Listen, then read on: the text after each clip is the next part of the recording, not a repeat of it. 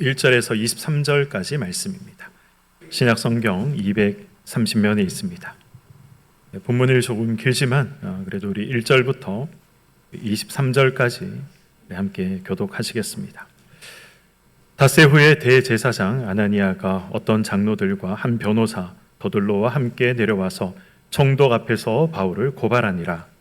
바울을 부르매 더둘로가 고발하여 이르되, 벨릭스 각하여, 우리가 당신을 힘입어 태평을 누리고 또 이 민족이 당신의 성견으로 말미암아 여러 가지로 개선된 것을 우리가 어느 모양으로나 어느 곳에서나 크게 감사하나이다. 당신을 더 괴롭게 아니하려 하여 우리가 대강 여짜옵나니 관용하여 들으시기를 원하나이다. 우리가 보니 이 사람은 전염병 같은 자라. 천하에 흩어진 유대인을 다 소유하게 하는 자요, 나사렛 이단의 우두머리라. 그가 또 성전을 더럽게 하려 함으로 우리가 잡았사오니 당신이 친히 그를 신문하시면 우리가 고발하는 이 모든 일을 아실 수 있나이다 하니, 유대인들도 이에 참가하여 이 말이 옳다 주장하니라. 총독이 바울에게 머리로 표시하여 말하라 하니, 그가 대답하되, 당신이 여러 해 전부터 이 민족의 재판장 된 것을 내가 알고 내 사건에 대하여 기꺼이 변명하나이다.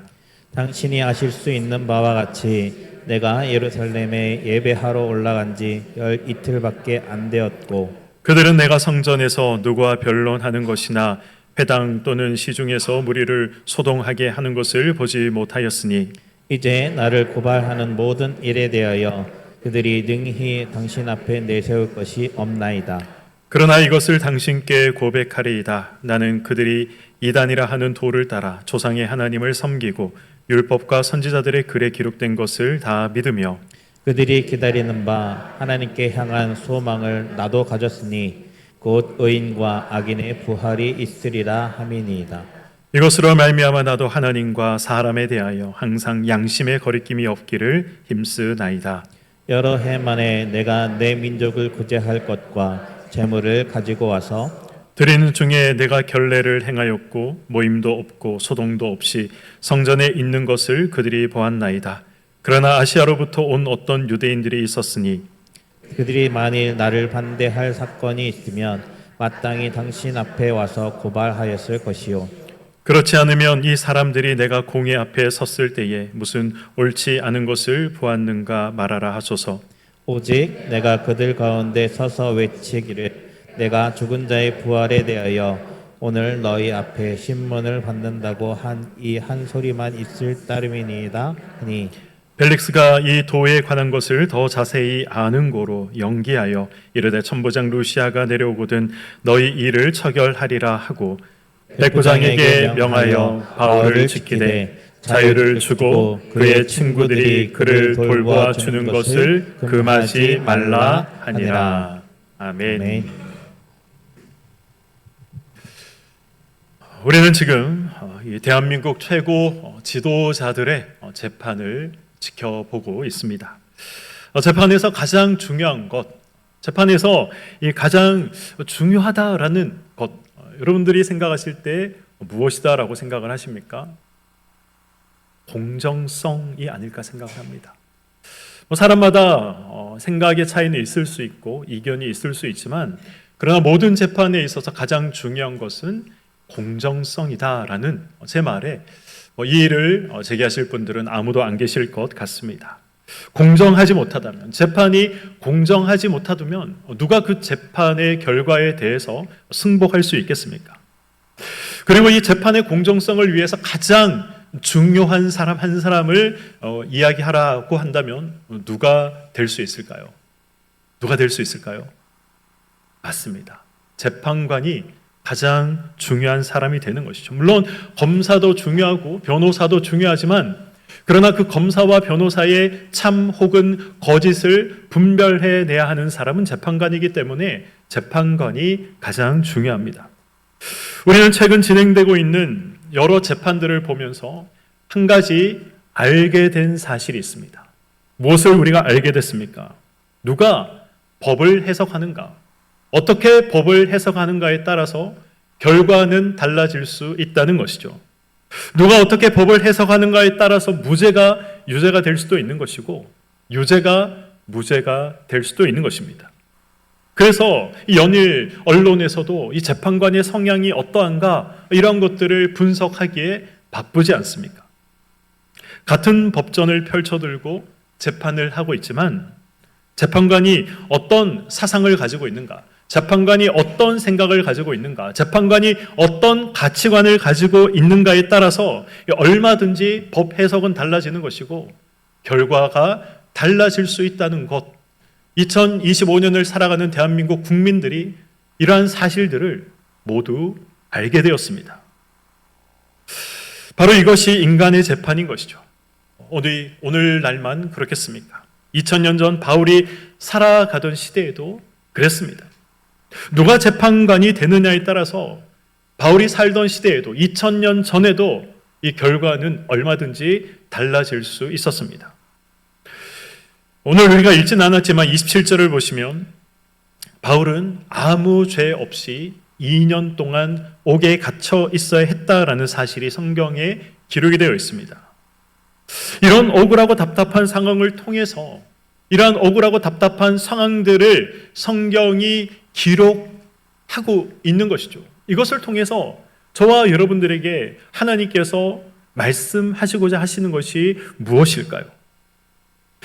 억울하고 부당한 일을 당했을 때 성도는, 하나님을 믿는다고 말하는 사람은 어떻게 처신해야 하는가? 세상에서 공정과 정의를 기대할 수 없을 때 성도는 어떻게 해야 하는가?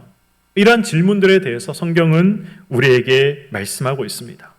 그리고 특별히 2025년을 살아가는 저와 여러분이 귀 기울여야 하는 말씀이 바로 오늘 본문의 말씀인 것입니다. 이 유대 군중들과 공회 앞에서 바울은 자신을 변론했습니다. 그러나 유대 군중들 앞에서 자신을 변론하고 공회 앞에서 자신을 변론했던 것은 이 공식적인 재판의 자리가 아니었습니다. 그리고 오늘 바울은 드디어 이 공식적인 재판을 받을 수 있었습니다. 이 법정에 선 바울의 마음, 이 바울의 마음이 어떠했을까요? 한번 내가 바울이었다면 지금 어떤 생각, 어떤 마음을 가지고 이 법정에 섰을까? 한번 상상해 보시기 바랍니다. 드디어 이 유대인들과 공회원들의 이 억지 주장이 아니라 이제 이 공식적인 재판정에서 공식적인 재판관의 재판을 받을 수 있게 되었다. 그렇게 생각해서 바울이 이 재판에 대해서 기대하는 마음을 가지고 있었을까요? 로마법에 비춰보면 죄를 범한 것이 하나도 없으니 로마 시민권을 가진 내가 이제 정말 공정한 재판을 받을 것이다. 그런 기대를 바울이 하고 있었을까요? 그러나 이 법정에 함께 선 사람들이 누구인가?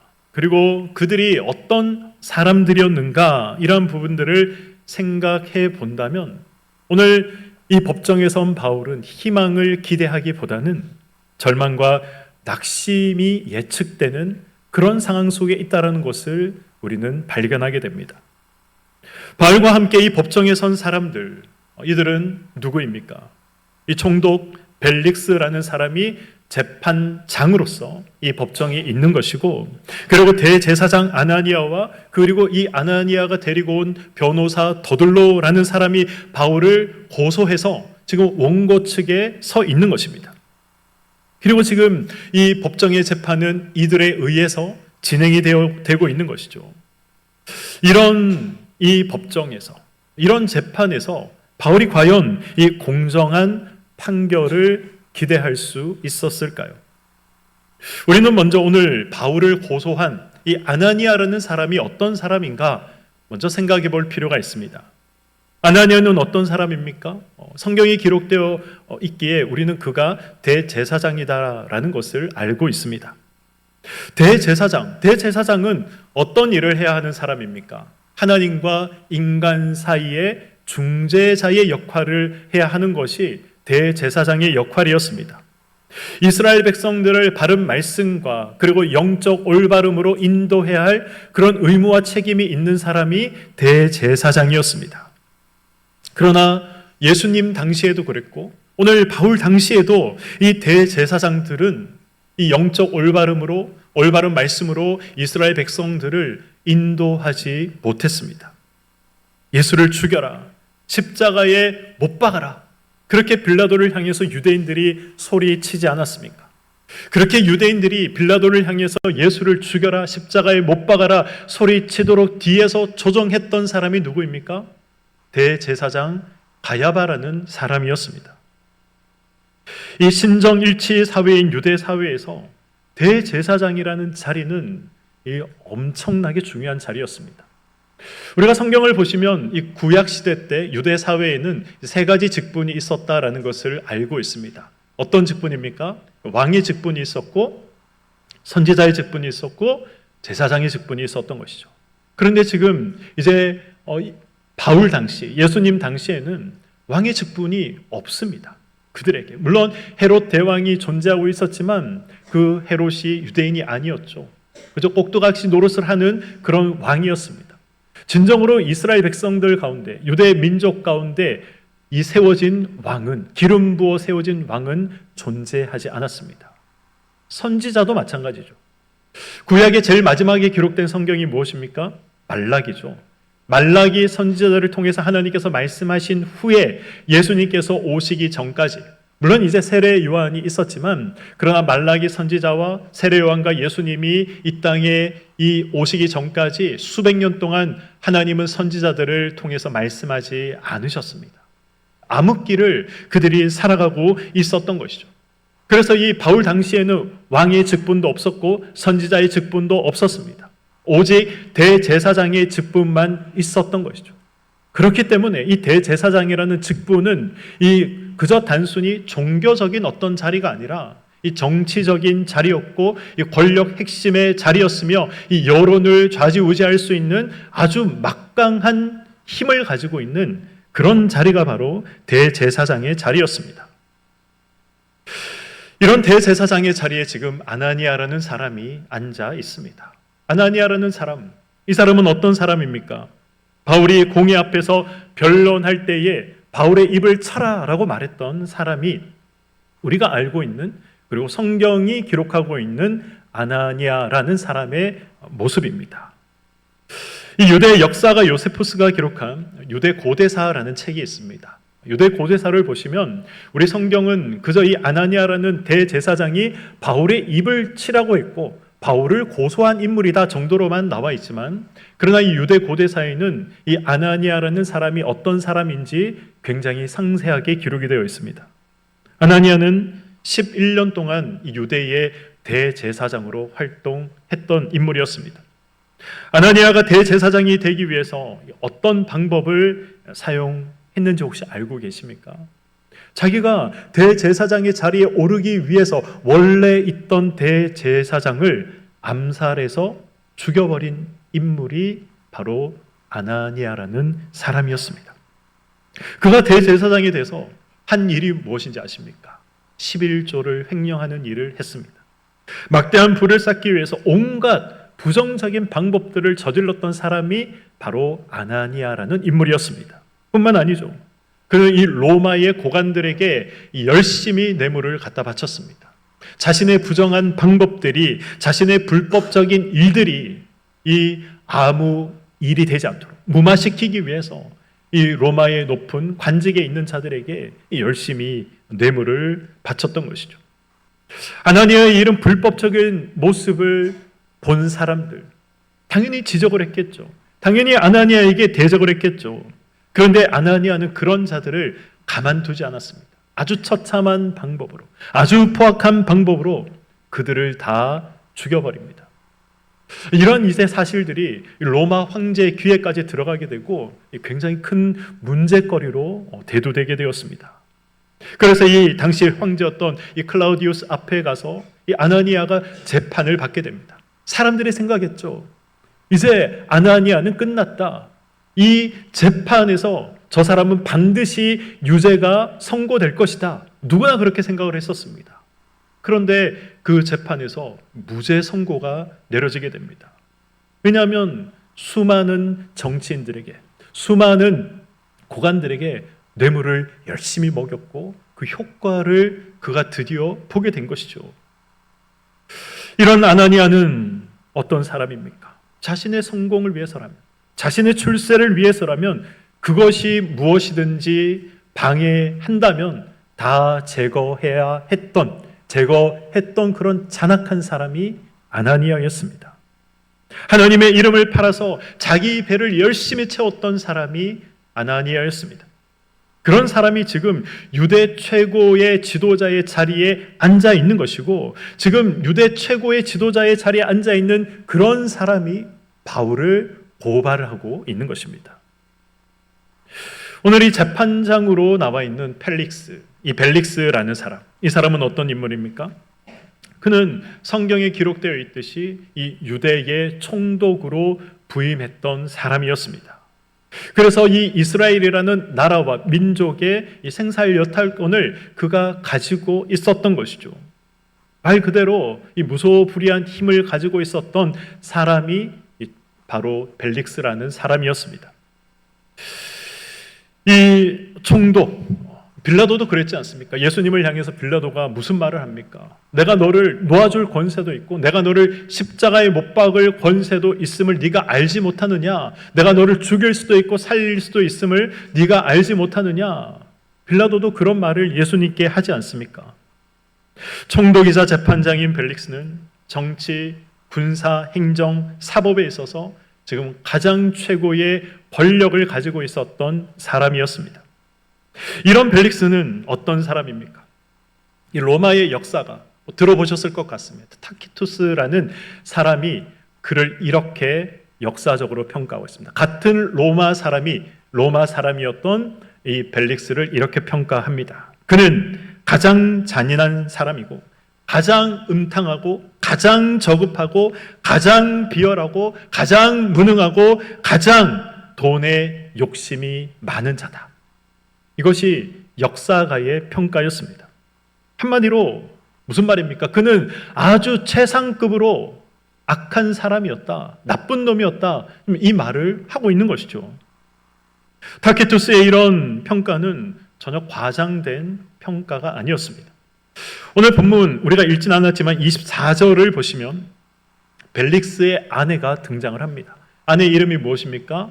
드루실라라고 되어 있죠. 드루실라, 유대 여인이다라고 우리 성경은 기록을 하고 있습니다. 이 드루실라는 굉장한 미모를 가지고 있었던 여인이었다고 합니다. 그래서 이 당시에 시리아의 왕의 이 아내로서, 왕비로서 살아가고 있었는데 바로 이 벨릭스라는 사람이 이 드루실라를 보자 그 미모에 그가 반해서 그녀를 유혹을 했고, 그래서 뺏어와서 자신의 세 번째 아내로 삼았던 사람이 바로 이 드루실라, 그리고 벨릭스라는 인물이었습니다. 벨릭스는 자기에게 뇌물만 주면 누구든지 어떤 죄든지 다 무죄로 석방시켜 줬습니다. 심지어 이 로마를 향해서 반기를 들었던 그런 사람들도 뇌물만 준다면, 자기에게 돈만 준다면 그들을 무죄 방면했던 사람이 벨릭스라는 인물이었다라고 역사가들은 기록을 하고 있습니다. 벨릭스는 그래서 바울에게도 무엇을 기대했을까요? 뇌물을 기대했죠. 바울에게도 돈을 기대했습니다. 우리 24절 26절의 말씀을 한번 보시기 바랍니다. 동시에 또 바울에게 무엇을 받을까 기대했다고 합니까?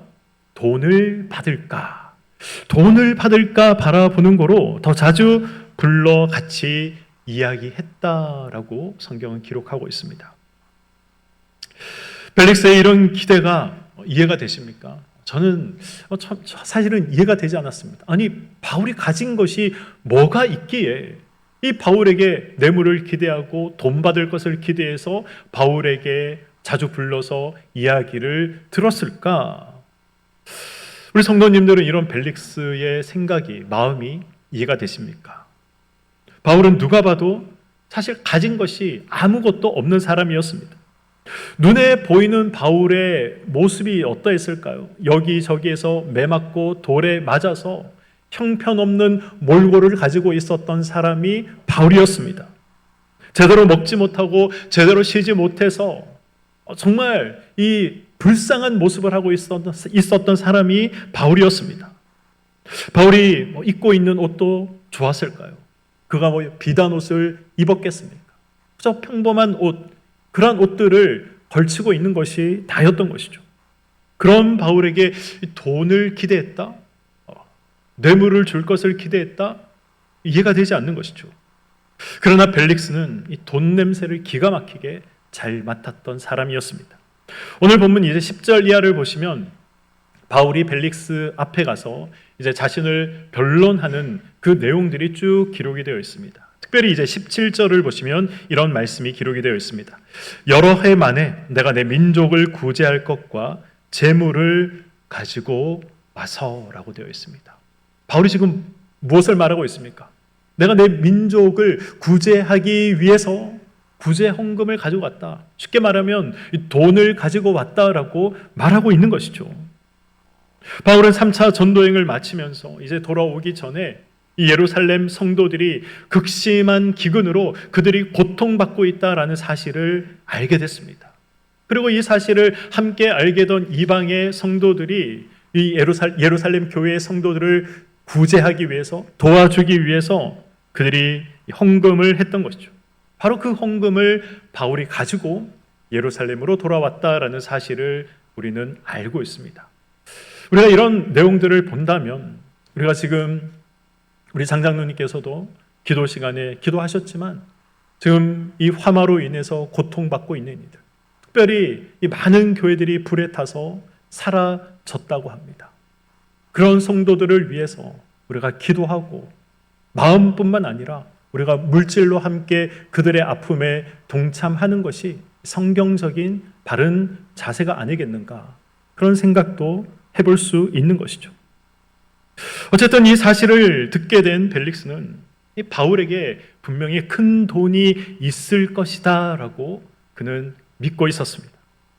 그래서 바울도 풀려나기 위해서 바울도 풀려나기 위해서 나를 찾아와서 이 돈을 좀 주지 않겠는가, 뇌물을 나에게 주지 않겠는가, 그렇게 기대하며 계속해서 바울을 불렀던 것이고 바울을 만났던 것입니다.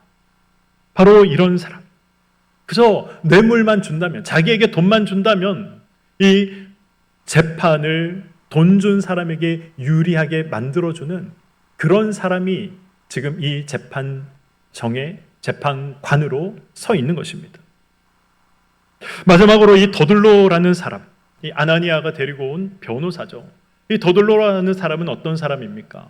로마 시대 당시에는 변호사가 되기 위해서 공부를 해야 되거나 오늘날처럼 시험을 봐야 되거나 로스쿨에 가야 되거나 그런 것이 없습니다. 누구든지 변호사가 될 수 있었습니다. 인기 있는 변호사가 누구냐? 법률적인 지식도 가지고 있으면서 수사에 능한 사람, 한마디로 말해서 이 말 잘하는 사람이 바로 인기 있는 변호사였습니다. 바로 더들로가 그런 사람이었던 것이죠. 돈만 준다면 그럴듯한 말로 포장을 해서 죄 없는 사람을 죄인으로 만들었던 사람이 더들로라는 사람이었습니다. 더들로의 말을 한번 보시기 바랍니다. 오늘 본문 3절의 말씀입니다. 벨릭스 각하여, 우리가 당신을 힘입어 태평을 누리고 또 이 민족이 당신의 성견으로 말미암아 여러 가지로 개선된 것을 우리가 어느 모양으로나 어느 곳에서나 크게 감사하나이다. 지금 이 말의 내용이 무엇입니까? 더들로가 지금 벨릭스를 향해서 당신 덕분에, 이 벨릭스 당신 덕분에 우리 민족이, 유대인들이 지금 태평한 시대를 살아가고 있습니다. 당신의 뛰어난 지도력 덕분에, 당신의 뛰어난 지혜 덕분에 우리 삶에 많은 것들이 개선이 되고 좋아졌습니다. 우리는 언제나, 또 우리 유대인들이 모인 곳은 어디서나, 그래서 이 모든 일은 다 벨릭스 각하 당신 덕분임을 우리는 지금 이야기하고 있습니다 라는 말로 오늘 이 법정에서 자신의 이야기를 시작합니다. 한마디로 열심히 아부하고 있는 것이죠. 그러나 벨릭스가 했던 이 말들, 당신 덕분에 우리가 태평한 시대를 누리고 있고, 당신 덕분에 우리 삶에 좋은 것들이 개선이 되었고, 당신 덕분에 모든 사람들이 모인 곳에는 당신을 칭찬하고 칭송하기에 바쁩니다 라는 이 말들은 다 거짓말입니다. 벨릭스가 총독으로 있는 동안 많은 사람들이 고통을 받았습니다. 그래서 이 크고 작은 소요들이 끊임없이 발생을 했습니다. 벨릭스가 어떤 사람인가 생각해 본다면 벨릭스가 총독으로 있을 때에 그들이 평안했을 것이다. 유대가 평안했을 것이다. 생각할 수 없는 것이죠. 그렇지 않겠습니까? 이 벨릭스의 이 법정에서는 무전유죄, 유전무죄가 되는 법정이 벨릭스의 법정이었습니다. 돈만 주면 아무리 큰 죄를 범하더라도, 심지어 로마에 반역한 죄를 범하더라도 무죄다라고 선고하고 풀어준 것이 벨릭스였습니다. 반대로 아무리 무고한 사람이라고 하더라도 그에게 돈을 주지 않으면 아무 죄가 없음에도 불구하고 무죄로 선고받아서 억울한 옥살이를 해야 하는 것이 벨릭스가 총독으로 다스릴 때 이스라엘 백성들에게 있었던 일이었습니다. 선량한 시민들을 괴롭혔습니다. 뇌물만 준다면 강도도 도적도 반란군들도 다 죄가 없다라고 말한 사람이 벨릭스였습니다. 그래서 정치적으로 사회적으로 안정될 수 없는 그런 시기가 바로 벨릭스가 다스리고 있던 시기였던 것이죠. 그럼에도 바울을 죽이기 위해서, 자신의 이익을 위해서 지금 이 더둘로라는 변호사는 벨릭스에게 아부하고 아첨하고 있었던 것입니다. 이러한 부분들, 이 법정에 선 사람들이 어떤 사람이었다라는 것을 우리가 생각하고 다시 우리가 오늘 말씀을 우리가 생각해 보도록 하겠습니다. 바울은 지금 어떤 상황에서 재판을 받고 있습니까? 공정한 판결을 기대할 수 없는 재판을 받고 있습니다. 공의와 정의를 기대하기 어려운 그런 재판을 받고 있는 것이죠. 이런 상황에서 바울이 어떻게 했는가? 이런 상황에서 바울이 어떤 마음을 가졌는가? 이것을 보라는 것입니다. 성경이 이것을 위해서 저와 여러분에게 오늘 이 사건을 기록해 두고 있는 것이죠. 그리고 성도인 우리도 억울하고 부당하고 도무지 말이 안 된다라는 그런 상황 속에서 우리가 어떻게 해야 하는가? 우리가 어떤 태도를 가져야 되는가? 그것을 우리에게 말씀하고 있는 것입니다. 요즘 우리가 보는 모습들이 무엇입니까? 서로가 서로를 향해서 지금의 이 재판은 공정하지 않다라고 말하지 않습니까? 그래서 이 법원에 뛰어들어가서 난동을 부리는 사람들도 있습니다. 그래서 이 대학생들이 평화적으로 시국 선언을 하고 있음에도 불구하고 그곳에 뛰어들어가서 폭력을 행사하는 사람들이 있습니다. 좌든 우든 모든 진영에서 폭력을 행사하는 사람들이 있는 것이죠. 이런 세상에서 이 성도가 감당해야 될 책임이 무엇인가? 라는 것을 우리가 생각하지 않을 수가 없는 것입니다.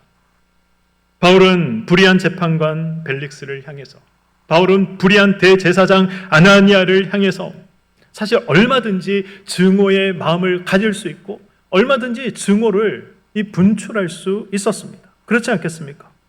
뇌물로 판결하는 이 벨릭스가 왜 밉지 않겠습니까? 어떻게 증오의 마음을 가지지 않을 수가 있겠습니까? 무고한 사람에게 죄를 뒤집어 씌우고 있는 아나니아, 무고한 사람을 죽이기 위해서 이 열심히 아부하고 있는 이러한 더둘로, 이러한 사람들을 보면 증오의 마음이 마음속에서 피어올랐을 것입니다. 그러나 바울은 그들을 증오하지 않았습니다. 바로 이 부분, 바울이 그들을 향해서 증오의 마음이 없었다라는 이 부분, 이 부분이 저와 여러분들이 주목해야 할 부분인 것입니다. 바울이 증오의 마음 대신 보여주고 있는 마음이 무엇입니까? 그가 온유함을 포기하지 않고 있다라는 것을 보여주고 있는 것이죠. 그가 사랑을 포기하지 않았다라는 것을 보여주고 있습니다. 바울의 이러한 마음들을 우리가 어디에서 확인할 수 있습니까? 25절의 말씀입니다. 바울이 의와 절제와 장차 오는 심판을 강론하니, 지금 바울이 벨릭스에게 장차 올 심판에 대해서 강론했다 이렇게 되어 있죠. 무슨 말입니까? 이 불의를 행하는 자에게 반드시 심판이 있다라고 말했다는 것입니다. 그랬더니 이 벨릭스가 어떻게 반응합니까? 벨릭스가 두려워하여 대답하되 지금은 가라. 내가 틈이 있으면 너를 부르리라 하고. 여러분들은 이 말씀이, 바울의 이 말씀이 어떻게 이해되고 들리십니까? 우리가 그럴 때 있지 않습니까? 친구들에게 열심히 복음을 전하고 예수를 믿어라 이야기했지만 끝끝내 복음을 받지 않을 때 홧김에 그런 말 하지 않습니까? 관둬라. 네가 지옥 가지 내가 지옥 가냐. 이렇게 하면서 우리가 화를 낼 때 있지 않습니까? 마치 그런 말투로 지금 바울이 벨릭스에게 이야기하는 것처럼 들립니다. 증오의 마음을 담아서 예수님이 다시 오시면 불의한 너를 반드시 심판하시고 지옥의 불구덩이 속에 던져 넣을 것이다. 이런 말처럼 들립니다. 그러나 이 말은 전혀 그런 이 마음을 가지고 한 말이 아닙니다. 바울은 벨릭스를 향해서 당신이 지금까지 불의한 삶을 살았더라도 그러나 당신이 하나님 앞에 나오기만 한다면 당신은 용서받을 수 있습니다. 바로 그런 마음과 그런 이야기를 하고 있는 것이죠. 벨릭스라는 사람, 앞에서 말씀드렸던 것처럼 역사가들도 그를 최악의 악당이었다라고 평가를 합니다. 세상에서 최악의 악당, 최고의 악당으로 평가받는 그런 불의한 사람이라 할지라도, 불의한 재판장이라 할지라도 바울은 그를 향해서 지금 온유한 마음과 사랑의 마음을 가지고 그 영혼을 포기하지 않고 있었던 것입니다. 아니 목사님, 어떻게 이 말씀만 가지고, 바울의 이 말만 가지고 바울이 그런 마음을 가지고 이 말을 했다라고 생각할 수 있습니까? 그건 너무 억지 주장 아닙니까? 너무 확대 해석 아닙니까? 라고 생각하실 수도 있습니다. 사도행전 26장을 보시면 아그리빠 왕 앞에서 변론하는 바울의 이 모습이 기록이 되어 있습니다. 바울은 이 변론을, 바울의 모든 변론을 들은 이 아그리빠 왕이 굉장히 유명한 말을 하죠. 네가 미쳤다. 바울을 향해서 네가 미쳤다라고 이야기를 합니다. 그런 아그리빠 왕을 향해서 바울이 어떻게 대답하는지를 보십시오. 26장 29절의 말씀입니다. 바울이 이르되 말이 적으나 많으나 당신뿐만 아니라 오늘 내 말을 듣는 모든 사람도 다 이렇게 결박된 것 외에는 나와 같이 되기를 하나님께 원하나이다 하니라. 아멘. 바울은 나와 같이 되기를 하나님께 원한다라고 말씀합니다. 원한다라는 이 말의 의미는 기도한다라는 말입니다. 당신도 나와 같이 되기를 내가 기도하겠습니다. 당신도 나와 같이 예수를 만나 구원받기를 내가 기도하겠습니다. 좀 이 말을 하고 있는 거거든요. 우리가 미워하는 사람을 위해서 기도하는 것이 쉬운 일입니까? 우리가 증오하는 사람을 향해서 저 사람도 예수를 믿어서 나와 같은 기쁨을 맛봐야 할 텐데, 저 사람도 예수를 믿어서 천국에 가야 할 텐데, 증오하는 사람, 미워하는 사람, 적개심을 가진 사람을 향해서 그런 마음을 가지는 것이 쉬운 일이겠느냐 말입니다. 쉬운 일이 아니죠. 어려운 일입니다. 그런데 지금 바울이 어떻게 말하고 있습니까? 아그리빠 왕, 당신도 예수를 믿어 구원받기를 제가 기도합니다. 이 말을 하고 있는 것입니다. 예수님께서 십자가에 달려 죽으시면서 하셨던 말씀이 무엇입니까? 아버지, 저들의 죄를 사하여 주옵소서. 저들이 하고 있는 일이 무엇인지, 저들의 죄가 무엇인지 알지 못하나이다. 그러니 용서하여 주옵소서. 예수님의 기도이지 않습니까? 예수님께서 끝까지 사랑의 마음을 포기하지 않으셨듯이 바울 역시 지금 끝까지 사랑의 마음과 온유의 마음을 포기하지 않았던 것입니다. 바울은 지금 억울한 누명을 뒤집어쓰고 부당한 대우를 받으며 이 자리에 있었지만 그에게 저주가 없었고 분노가 없었고 증오가 없었다라는 사실을 우리는 잊지 말아야 합니다. 예수를 믿는 저와 여러분의 삶에 있어서 가장 중요한 삶의 원리가 무엇이겠습니까? 성경은 우리에게 이렇게 말씀합니다. 로마서 13장 8절의 말씀입니다. 우리 함께 우리 한 목소리로 읽어보도록 하겠습니다. 시작. 피차 사랑의 빛 외에는 아무에게든지 아무 빛도 지지 말라. 남을 사랑하는 자는 율법을 다 이루었느니라. 아멘. 성경이 우리에게 무슨 말씀을 하고 있습니까? 사랑의 빛 외에는 아무 빛도 지지 말아라 말씀하고 있죠.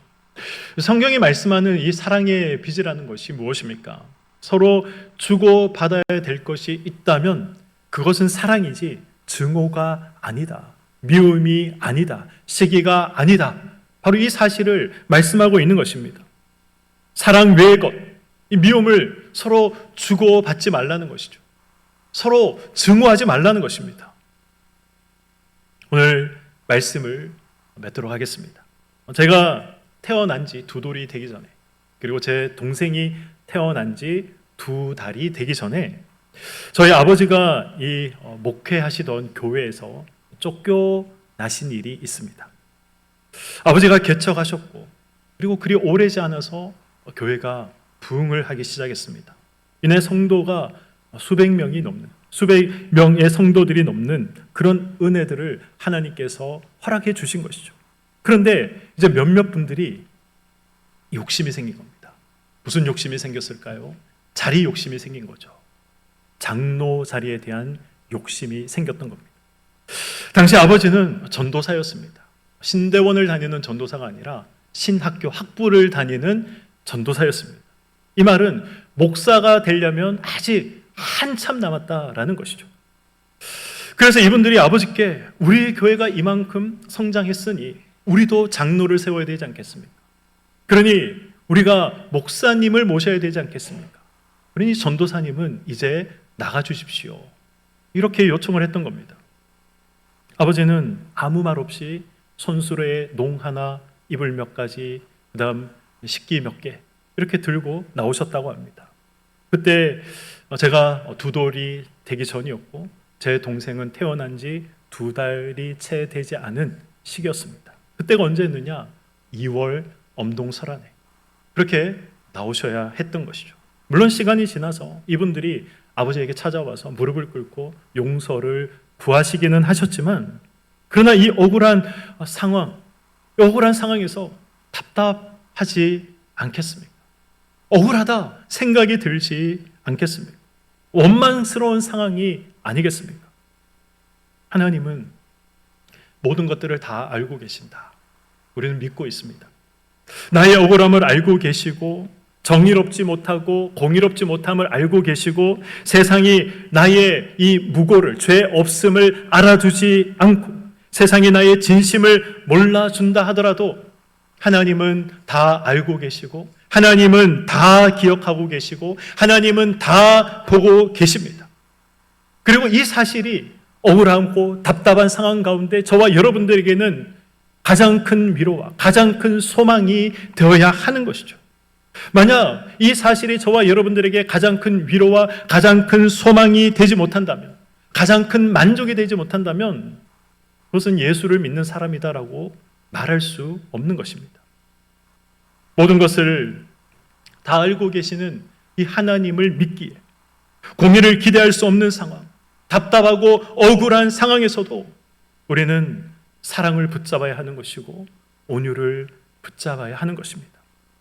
증오와 폭력이 아니고 원한이 아니라 사랑을 심어야 한다라는 것을 성경이 우리에게 말씀하고 계신 것이고 예수님께서 그것을 보여주고 계신 것이죠. 억울하다 말하지만 예수님보다 더 억울한 사람이 누가 있겠습니까? 그러나 예수님은 하나님 앞에서 자신을 모함하고 저주하고 죽이고자 하는 이들을 위해서 기도하는 것을 포기하지 않으셨습니다. 사랑하는 것을 포기하지 않으셨습니다. 그리고 그런 예수님이 예수를 믿는 저와 여러분들에게 나를 따르라 라고 말씀하고 계십니다. 예수님의 마음과 모습이 저에게 있고 여러분에게 있기를 간절히 소망합니다. 억울하고 답답한 상황 속에서도 예수 그리스도의 뜻을 따라 기도할 수 있는 저와 여러분 되기를 소망합니다. 혈기와 증오가 아니라 예수 그리스도의 이 사랑과 예수 그리스도의 십자가를 뒤쫓는 그런 인생이 되어서 사랑의 마음을 붙잡고 온유한 마음을 붙잡고 기도하기를 멈추지 않는 저와 여러분의 삶이 되시기를 주님의 이름으로 간절히 축원드립니다. 아멘.